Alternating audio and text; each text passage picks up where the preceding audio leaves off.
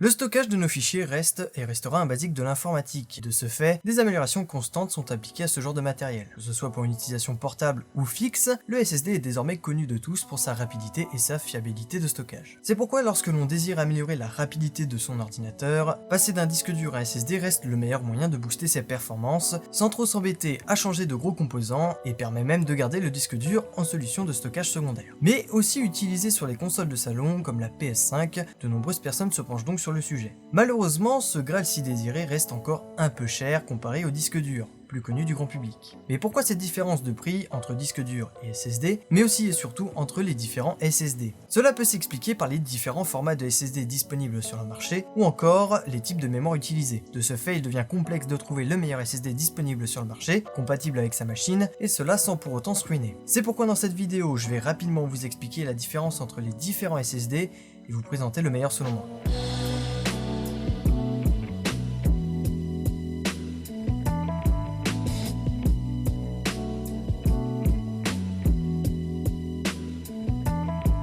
Passons rapidement par la base, la différence entre disque dur et SSD.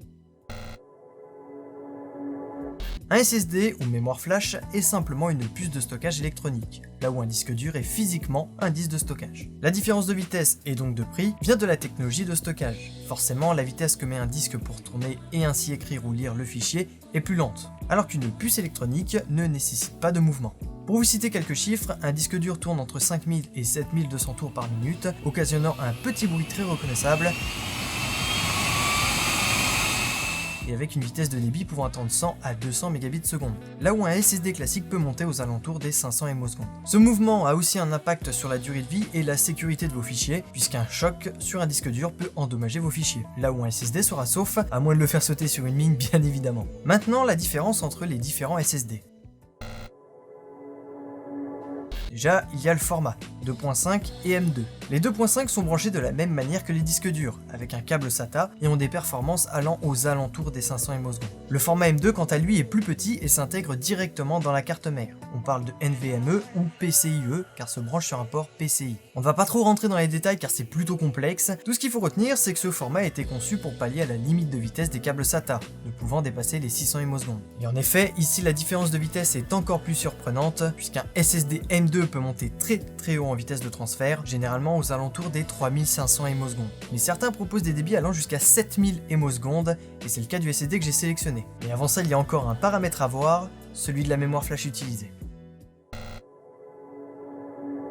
Il y a 4 types de mémoire flash utilisés pour les SSD, les TLC, les MLC, les CLC et les QLC. Chacun ont leurs avantages et leurs défauts. Les SSD TLC placent 3 bits par cellule, ils sont très rapides et peu chers, cependant ils sont peu endurants car ne peuvent supporter que 3000 cycles. Les MLC placent 2 bits par cellule, sont plus lents mais plus endurants car peuvent supporter 10 000 cycles. Les SLC avec 1 bit par cellule, ils sont beaucoup plus endurants car pouvant aller jusqu'à 100 000 cycles, mais sacrifient grandement la vitesse. Ils sont très chers et généralement réservés aux entreprises.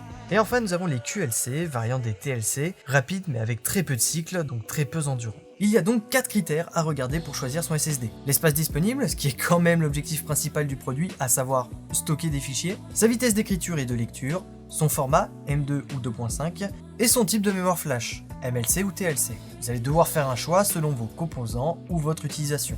Basé sur ces critères, j'ai décidé de partir sur le Samsung 980 Pro. On va donc voir pourquoi et surtout voir s'il répond à mes attentes. On est donc sur un SSD M2 de chez Samsung. J'ai personnellement pris la version 1TB que je considère nécessaire pour mon disque bootable, c'est-à-dire celui que j'utilise pour Windows, mes fichiers système, mes logiciels ou encore d'autres fichiers provisoires comme la vidéo que je suis en train de monter par exemple. Pour ce qui est des jeux, je préfère les stocker sur mon SSD secondaire en 2.5 pour tout de même profiter de la vitesse de lecture, notamment pour les jeux solo. Et pour ce qui est de l'archivage de mes vidéos, je préfère les stocker soit sur mon NAS, soit sur des disques durs externes.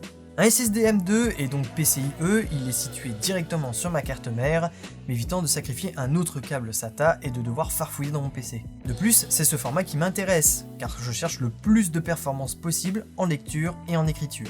De ce fait, j'ai choisi la version TLC, qui certes sera moins endurante que la version MLC, mais on passe de 3500 ms à 7000 ms en lecture sur le papier. Ce petit SSD a donc des performances de 7000 ms en lecture pour 5000 ms d'écriture. En clair, un titan.